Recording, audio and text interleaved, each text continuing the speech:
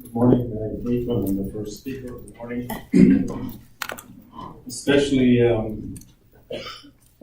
some of us, if not the East, we're still like, we awake. But let me first start. I want to again thank David and, of course, all your leadership for inviting me to join you here today. And again, commend you on the work you're going to be doing, of course, today, and very, very important issue. We'll be talking about domestic violence, something that we've been championing in Congress, and have developed some really good material that are making some tremendous progress, I think, in the work we're doing, both in the legislative level, but also at the collective bargaining table. And of course, the work we're doing internally as we try to change attitudes and what have you. It's also, again, good to be here. Of course, in Victoria, you're very close to the legislature. You might notice there's a change, an important change. Was it in 16 years you've been waiting to get rid of that rotten BC Liberal government, and finally to get it out there? And I know the hard work that many of you in BC have put in at the local level, of course, trying to, of course, make sure we can change the course of history. I also want to commend the Premier yesterday in terms of the announcement he made in regard to the minimum wage. I think you need to go faster, but certainly it's in the right direction in regards to increasing the minimum wage. Working people have been waiting too long throughout our country, not just here in BC, and I want to commend him, of course, for that decision. I know good activists in this room are going to push him to say, hey, we can't wait till 2021, we need to do it sooner, because working people need to ensure they can have dignity when they go to work, and moving that wage up earlier is going to be a tremendous, of course, victory for both of the Federation, for all of you here, has been doing in regard to the fight for 15. We are moving in that direction in Ontario. Of course, by next year we will achieve $15, but again, a lot of good work has gone in with our activists across the country. So I want to commend you for the work you've also doing here at the end of the day. I would be remiss if I didn't start my remark this morning to say there's been a dispute in our family. I think you noticed it in the Congress, of course, and one of our major affiliates in the CLC. And I could spend a lot of time talking about this, except to say I'm definitely, of course, have been on a personal level very much disappointed with my former union, Unifor, in their decision to leave the Congress, but more importantly, to rate another affiliate. It can never be accepted as the way of how we conduct our relationship with each other. Rating affiliates is a fundamental affront to the most basic principle of our movement. We support each other, we help each other through struggles and difficult moments, but we do not rate another affiliate and see if that's how we do a labor movement. 64% or more of workers in this country don't have a union. We could spend our time and resources trying to give them an opportunity to join a movement and to attack our Congress and to attack the work that we do is absolutely unacceptable, I think, in my view. And fundamentally, I think when we met with our council this week, we put out a strong statement condemning this behavior. And more importantly, of course, challenging Unifor, of course, to take a different direction, stop rating our affiliate, and more importantly, engage in a discussion how they can, of course, affiliate with the Congress. I want to thank David, but also a lot of the colleagues who come out to our council meeting this week. This will take some time. Disputes is not the first time we've had them in the CLC. And of course, it'll take some time for us to find a resolve to this. But I want you to know without any hesitation, this is unacceptable behavior. We will never support the action of Unifor, and more importantly, we will be there to support our colleagues in United here, Local 75 in Toronto. It's very, very difficult.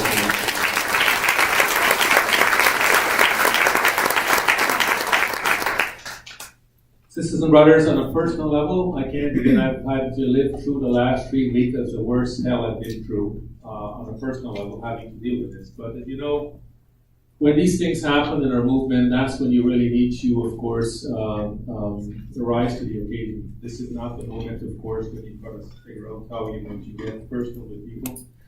Disputes do get resolved, but on a personal level, I can say without any hesitation, I said to David, probably the last 2 nights I've had the best sleep. Maybe I'm not in Ottawa. Might explain some of it, but of course, it hasn't been very good, certainly in the last little bit.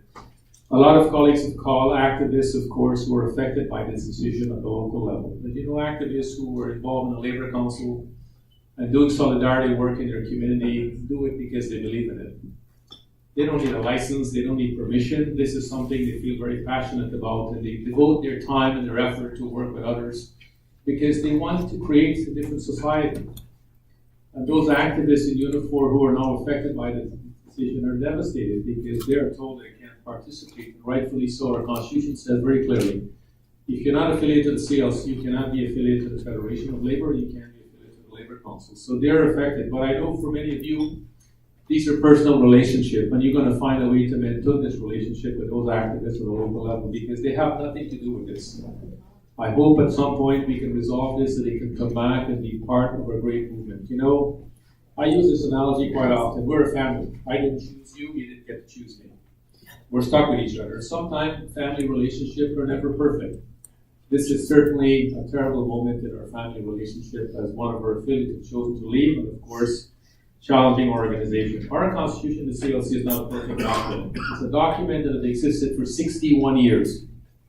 It's been evolving in 61 years. We'll continue to evolve for the next 61 years because we need to take the time, we need to take the effort, and we need to, of course, figure out how we can change the Constitution. No one organization can dictate how a Constitution is written. The CLC is a 56-member affiliate organization. And the way you change the Constitution, you get into a dialogue and discussion and work for compromise. A lot of criticism about our Article 4 process. It's not perfect, let's be honest. It's not a perfect process, but the reality for most of the time it does work. And it was intended to try and help workers deal with issues in their union. If you can't resolve it, at some time, yes, they may end up leaving your union. We have a process for that. You have to work with it. And of course, if you want to change it, you can also do so. We just came through a convention, of course, last May.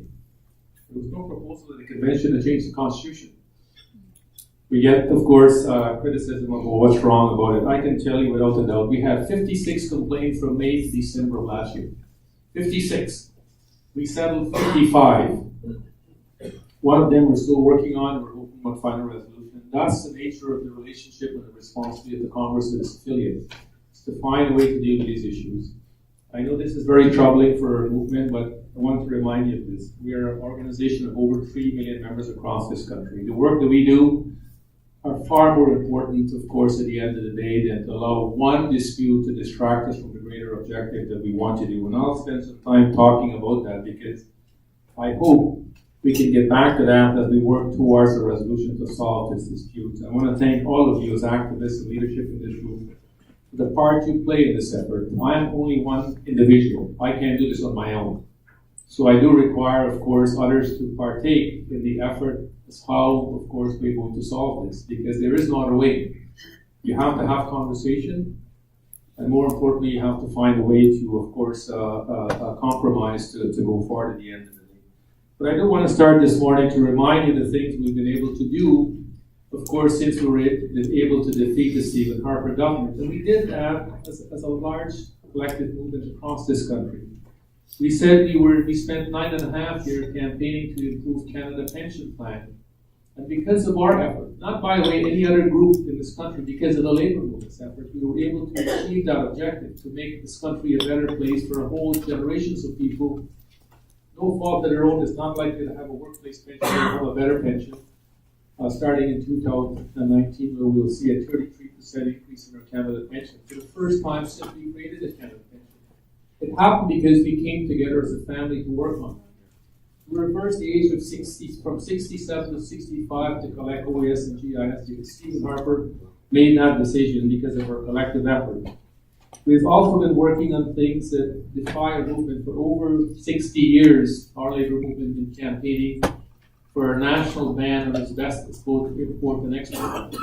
Just a couple of weeks ago, the federal government finally published the regulations that will take effect within the next less than 60 days from now. Would that ban take effect? Where we're going to truly achieve something remarkable that other countries are still struggling. That asbestos will be an illegal substances in Canadian society and Canadian workplace in this country, and we have to work to make sure in buildings where they still exist, how they remediate those buildings. We did that. Nobody else did that. As a labor movement, because we came together to say, we can do this. In that regulation, they actually gave some very, very important information. You know, 2,000 Canadians die every year in our country because of asbestos-related disease. 2,000. Some of these people you might know, maybe a family member, maybe a friend, maybe a neighbor. They didn't do anything wrong. They went to work, and somehow they inhale asbestos fibers.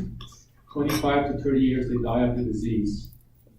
The government took the time to actually calculate what it costs to treat somebody when they're dying of asbestos. It's over $1 million per person. Just to treat people, even though you can't stop them from, of course, the impact of the disease on their health. We're spending millions of dollars trying to treat people for a disease when we know what we should do is deal with the substances that are causing this disease in the first place. We achieved that because of your effort, sisters and brothers. We reversed 377, one of the most draconian pieces of legislation in this country we've ever seen by every government. Our effort, 5.5 years of work, by the way, we never wavered. Finally, last June, we repealed 377. By the way, we also restored car certification at the federal level. 50% plus one, you want to join the union. In the federal jurisdiction, you don't have the right to do so without the interference of your employer. We did that as a labor movement. So we started again, like every year, we started new work. We can't waste on time on our laurels. Okay, we win these victories, so what is next? We also got the federal government, one last thing, is to ratify last June, to ratify ILO Convention 98. This convention came into 60 years, it's been around for the ILO Plus. For the first time, Canada signed on and ratified the convention. What does it mean? It has to actually commit our country, of course, to free collective bargaining and the right to organize. It's such a basic principle. We couldn't get this done for over 60 years because of our effort. But we've decided we can't, of course, move forward. We've got a lot of other work to do that affect working people in this country. We've got to take that on. So this last Labor Day, we launched a new campaign to create a national pharmacare plan to make it part of our healthcare system in this country. Why is this important? Why is this important? We're the fortunate one in this room. For most of you, will likely have a workplace plan where you have coverage. So when you get sick, or your family gets sick, you're going to get the medication you need. There's 3.5 million Canadians can't get the medication they need when they get sick in this country. This is, I'm talking about Canada, this is not someplace else. A rich country is ours. And these who are likely to be that 3.5 million, likely to be women and young people. Because of the jobs they do working in precarious, their employers don't have a benefit plan. When Tommy Douglas fought for the creation of our national healthcare system, pharmacare was part of his dream. He never got a chance to see it. This is our moment to rewrite the history of this country and do something for the next generation of Canadians. And to tell our federal government and our provinces and our territory, it's about time they get their collective shit together to create a national pharmacare plan in this country.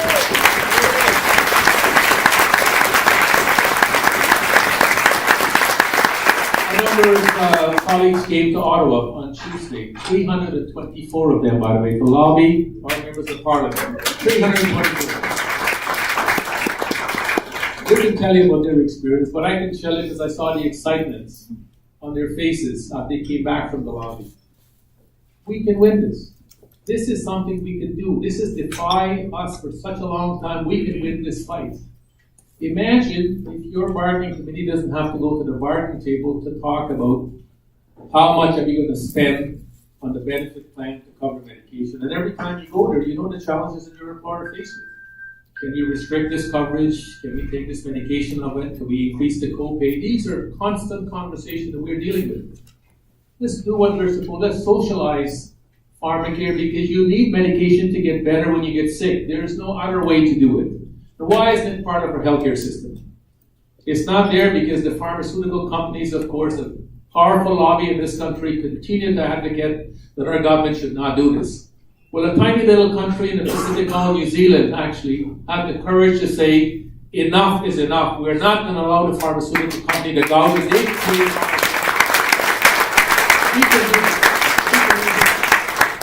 So not next week, the week after, I'll be coming back here to BC. I'll be in Surrey, and of course we'll be at Granville. We've got 2 public forums where we're going to bring activists together to talk about how we can redouble our efforts on the ground, how you can participate in this campaign, and more importantly, how you can actually do your part.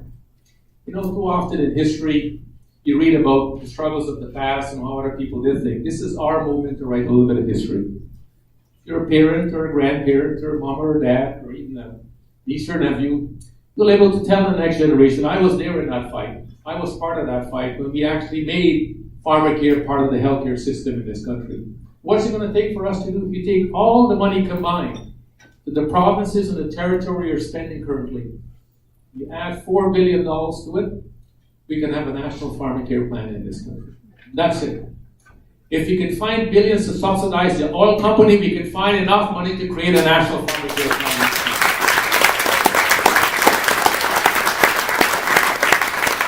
One of the other issues we're working on, it's been talked about so often, you hear, politicians don't know to talk about this. It's about a proactive pay equity legislation at the federal level. It takes 28 years to resolve a pay equity through the legal system in our country. If you follow through the Human Rights Commission, 28 years to resolve pay equity. What we've decided is all the time we have a proactive pay equity legislation at the federal level. Why is this important? Women's equality cannot come without economic equality. And so long as we pay women less than men in this country, it is unacceptable discrimination. We should not be tolerated.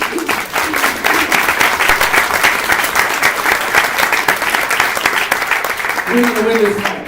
We're going to win this fight. I can tell you without a doubt we're going to win this fight. But it's important we get the model right, because this is about women's equality. Yeah. 2018, and I'm still talking about why is women making less than men. It's a shame. It's absolutely a shame. It's a disgrace. And so we've taken this fight on, and we know we're going to make a difference. But why is this important? It's important because if we're able to get a proactive pay equity legislation at the federal level, you can certainly take that and go to the provincial legislature, like right here. I said, why aren't we doing that in British Columbia? Why aren't we doing that in other parts across this country? Because without the proper law, women will never achieve equality in terms of work and paid the same for the same work they're doing as men. And I think it's about time we say to our politicians, you believe in women's equality, stand up and deliver when it's necessary. Give us more opportunity.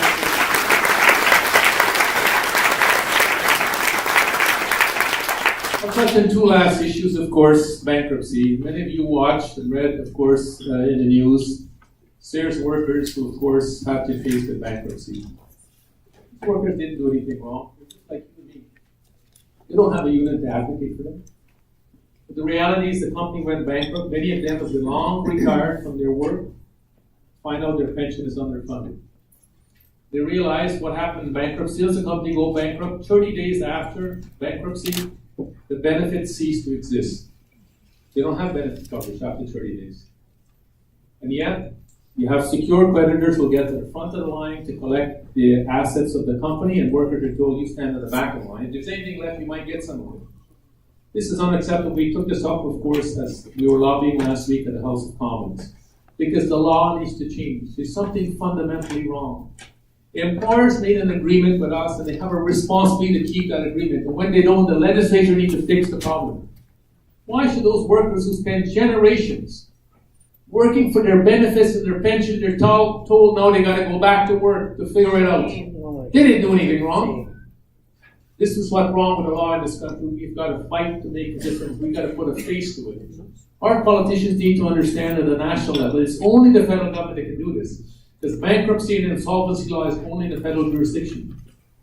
We also were able to create a fund. It's not significant, but it's called a Wage Earner Protection Fund. I'm sure you never heard about it.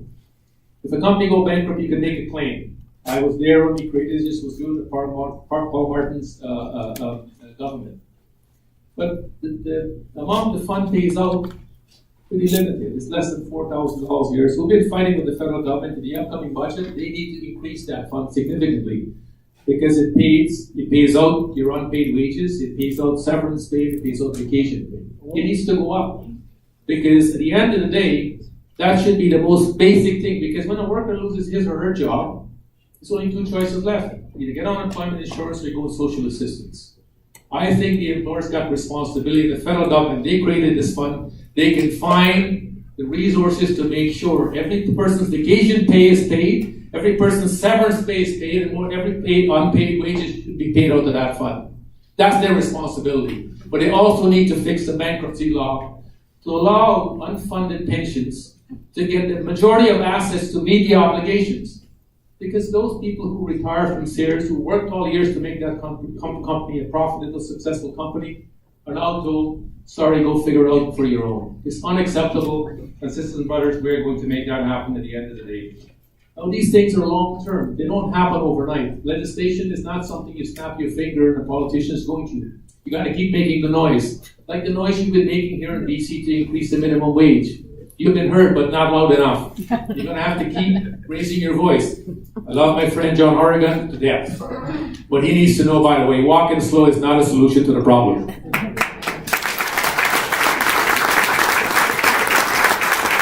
also going to amend the Canada Labour Code. Part 3 is in 60 years outdated. It's a piece of legislation that needs to be updated. We want to do it right because it should be a model that other provinces and territories can look at. We're working on that at the end of the day. So I want to end on the last point at the end of the day. We've been hearing a lot about sexual harassment that's happening, and of course the Me Too movement has given even more meaning to this. Why is this important for a movement? The federal government just tabled legislation in the House of Commons for the first time in history, by the way, 2018. Workers who work in the House of Commons are going to finally have legal protection. They have never had legal protection. Could you imagine that? The people who are actually helping write the legislation or working there for the members of the House of Commons don't have legal protection in this country. For the first time, they're going to get legal protection under the proposed legislation the government just did. But it's more than legislation. And I say that as a man standing in front of you here today. Sexual harassment is a problem of men, not women.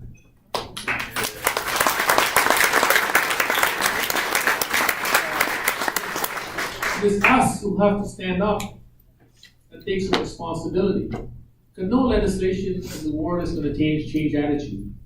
What change attitude is conversation and leadership. People standing up to say that's not acceptable. It's absolutely important, I think, as this debate is happening, that we don't falter to say, well, I'm not sure. Listen, I have a 9.5-year-old daughter.